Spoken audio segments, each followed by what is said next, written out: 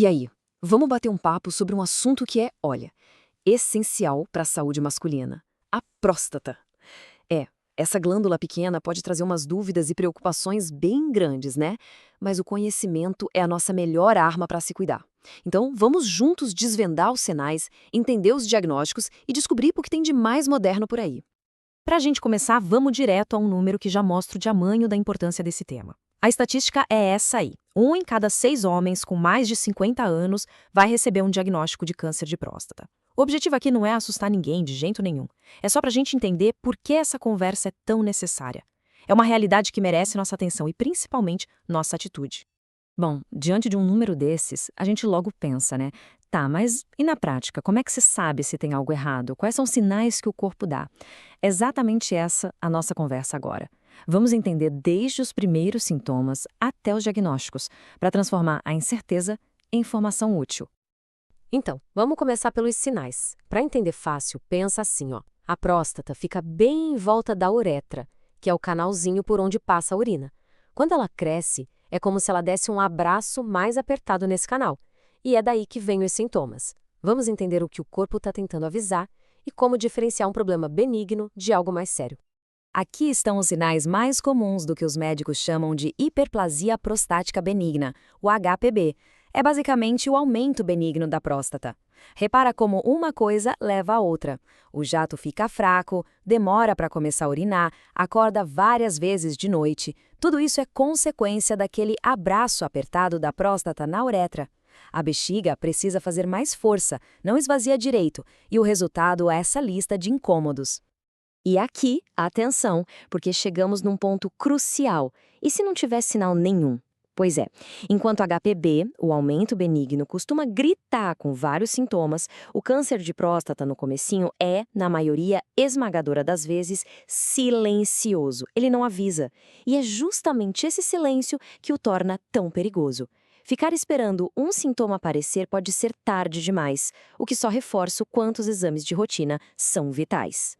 Certo, mas então como é que os médicos descobrem o que realmente está acontecendo? Vamos agora desvendar as principais ferramentas de diagnóstico, entender para que serve cada exame e como eles se complementam para montar o quebra-cabeça. A primeira ferramenta, e a mais famosa de todas, é o PSA. Pensa nele como um marcador no sangue. É uma proteína que a próstata produz. Quando alguma coisa acontece por lá, uma inflamação, o próprio aumento benigno ou um câncer, a próstata pode começar a liberar mais dessa proteína. Por isso, ele é um sinal de alerta inicial tão importante. Durante muito tempo, a interpretação do PSA era meio preto no branco, sabe? Como mostra esse gráfico. Abaixo de 4 estava normal, acima de 10, risco alto. Era como tirar uma foto de um momento específico. Só que a medicina evoluiu, e hoje a gente sabe que essa visão é muito simplista. Hoje o foco mudou da foto para o filme. O que importa muito mais do que o valor absoluto do PSA é a velocidade com que ele muda. Olha o exemplo, um salto de 1,6 para 5,7 em só um ano, isso sugere algo agudo, tipo uma inflamação. Um câncer de próstata geralmente cresce devagar e faz o PSA subir aos pouquinhos, ao longo de vários anos. A tendência diz muito mais que o número isolado. Mas o PSA sozinho não conta a história toda, e este ponto é fundamental. Como a citação aí já diz, alguns tumores malignos e dos mais agressivos simplesmente não alteram o PSA. Eles crescem em silêncio no exame de sangue. É por isso que o exame de toque retal não é uma opção, sabe? Ele é uma peça indispensável do diagnóstico. Mas o que exatamente o médico procura nesse exame? A resposta está na textura. Uma próstata saudável e normal é macia, lisa, tipo a ponta do nariz. Já um nódulo suspeito de câncer costuma ser duro, endurecido, como se fosse uma pedrinha. É essa diferença de consistência que muitas vezes só o toque consegue detectar. Beleza. E se o diagnóstico for o mais comum, a HPB? Aí a notícia é boa, porque existem tratamentos excelentes para aliviar os sintomas e devolver a qualidade de vida. Vamos ver as principais abordagens. Na parte de medicamentos, a gente tem basicamente duas estratégias. Os alfa-bloqueadores, pode pensar neles como um relaxante muscular. Eles agem rápido para aliviar aquele aperto na uretra. Já os inibidores da 5-alfa-redutase vão na raiz do problema. Eles atuam para reduzir o tamanho da próstata em si. Um trabalho mais a longo prazo. E não é só remédio de farmácia, não. Algumas abordagens naturais também têm mostrado bons resultados. Extratos como sal-palmetto e pigeon são bem conhecidos por ajudar a aliviar os sintomas. E o licopeno, que a gente encontra bastante no tomate, é um baita antioxidante para a saúde da próstata. Mas um recado super importante. Mesmo sendo natural, tem que ter acompanhamento médico. Combinado? Agora, vamos voltar a falar do câncer de próstata. E aqui, a mentalidade da medicina passou por uma evolução gigante. A nova abordagem é muito mais sobre ponderar, sobre equilibrar o tratamento da doença com a qualidade de vida da pessoa. Essa estratégia se chama vigilância ativa. A lógica é simples e bem inteligente. Se um tumor é de baixo risco e cresce muito, muito devagar, será que os efeitos colaterais de um tratamento agressivo, como uma cirurgia, não podem ser piores que o próprio câncer? Então, a opção é monitorar de perto e só agir se for realmente necessário. E o que justifica fazer isso? Bom, olha só esse número. É impressionante. Os estudos mostram que é muito mais provável um homem morrer com um câncer de próstata do que de um câncer de próstata.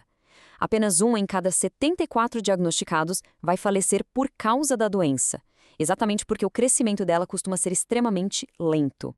Então, no final das contas, é uma balança. De um lado, um tumor que cresce devagar. Do outro, tratamentos que têm risco de deixar sequelas sérias, como incontinência e disfunção erétil. A vigilância ativa pesa tudo isso e escolhe preservar a qualidade de vida, agindo só se o tumor mostrar que está se tornando mais agressivo. É uma abordagem segura e muito mais inteligente. E, para a gente fechar, vamos para a parte que está 100% no nosso controle. O que podemos fazer no dia a dia? A prevenção com um estilo de vida saudável é a ferramenta mais poderosa que a gente tem para cuidar da saúde da próstata no longo prazo. Os pilares para uma próstata saudável são bem claros. Primeiro, comida de verdade. Uma dieta colorida, cheia de frutas, vegetais e antioxidantes como o licopeno do tomate. Segundo, se movimentar. Atividade física regular faz toda a diferença. Terceiro, controlar o peso. E, claro, maneirar no álcool e fugir do cigarro. E um último ponto crucial, converse na família. Saiba se tem histórico de câncer de próstata, porque isso pode significar começar os cuidados mais cedo. E para encerrar, fica essa reflexão. A saúde vai ficar esperando aparecer um sintoma ou ela vai partir de uma decisão? Cuidar da próstata não é reagir a um problema, é agir para que ele nem apareça. A decisão de fazer os exames, de adotar hábitos mais saudáveis, essa decisão é de cada um. E o melhor momento para tomar essa decisão é sempre agora.